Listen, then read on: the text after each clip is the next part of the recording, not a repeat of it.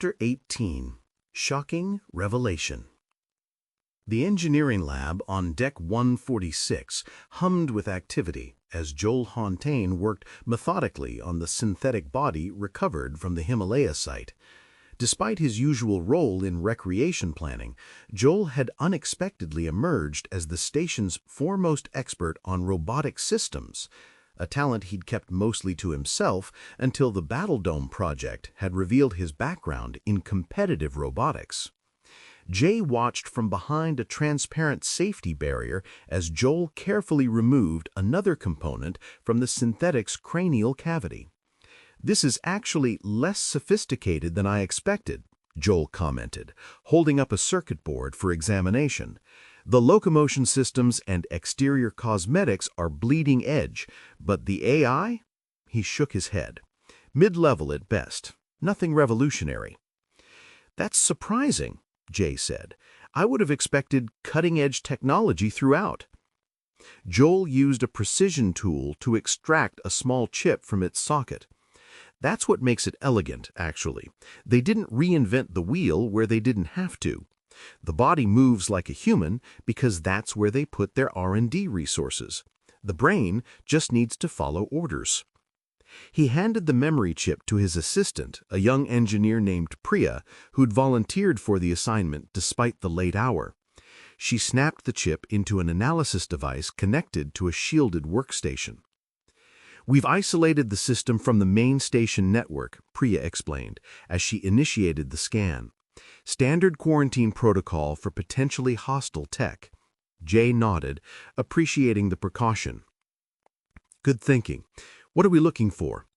"Operational parameters, mission objectives, communication protocols. Basic intelligence gathering. If we're lucky, we might find out who built this thing and what they wanted it to—" He stopped mid-sentence as data began flowing across the screen.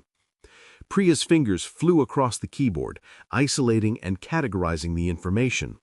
"I've got something. Looks like the most recent mission prompt."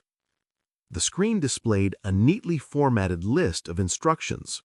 Mission Brief, Himalaya Site Alpha. Priority 1, recover portal pieces intact. Priority 2, eliminate station team. Priority 3, image all site data and artifacts. Priority 4, destroy remaining site evidence. Priority 5, capture Administrator Kwaramba if possible. Target image attached. Intel source reliable. Team composition 8 units. Extraction protocol standard.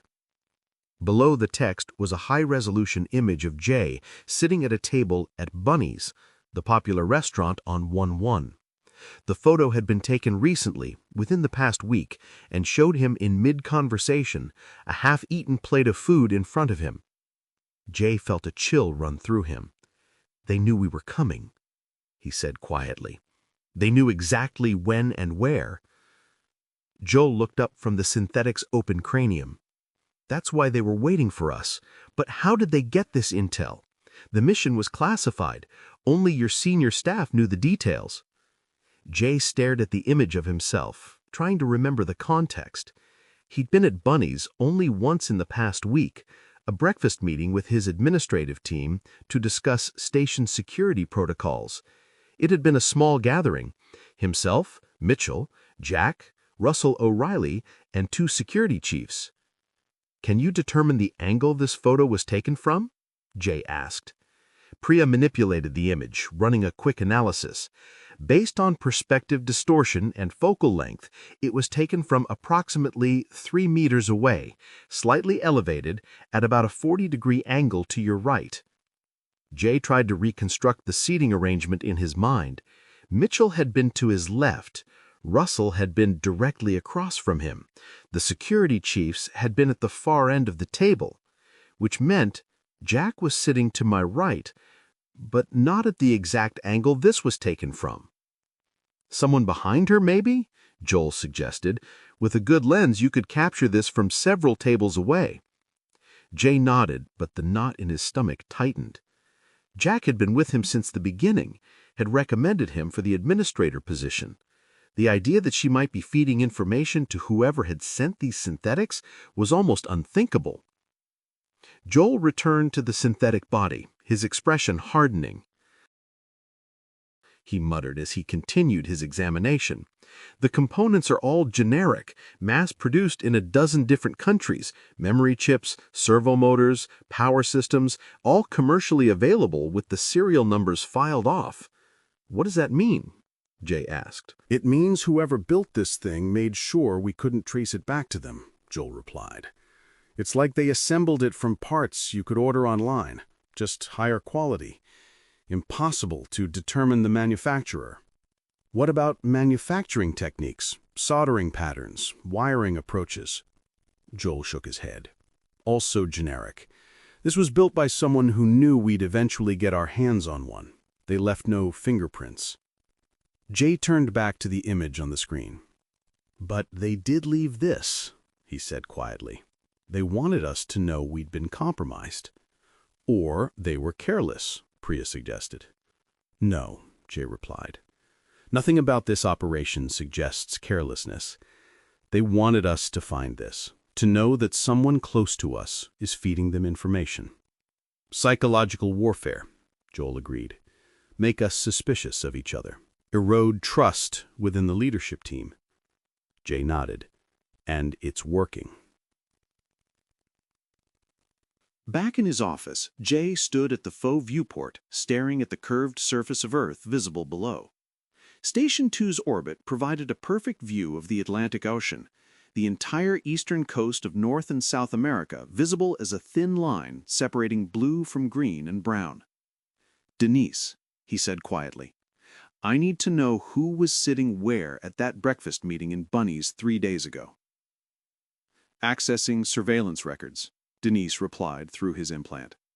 After a brief pause, she continued, "You were seated with your back to the inside wall, clockwise from your position, Mitchell to your left, Russell across from you, Security Chiefs Mendez and Yoshida at the far end of the table, and Administrator Jacqueline Cullen across the table and to your right." Jay closed his eyes, picturing the arrangement. The photo in the synthetic's memory was taken from a position that would have been over Jack's right shoulder, slightly elevated. "Correct," Denise confirmed. "That position would correspond to a table that was occupied by a tourist couple from Australia, according to reservation records." "Australian tourists," Jay repeated, "or people posing as Australian tourists." "The possibility exists," Denise acknowledged. "However, their identities were verified through multiple systems before they were cleared for station access. Their biometric data matched Australian government records." Jay turned from the viewport, pacing the length of his office.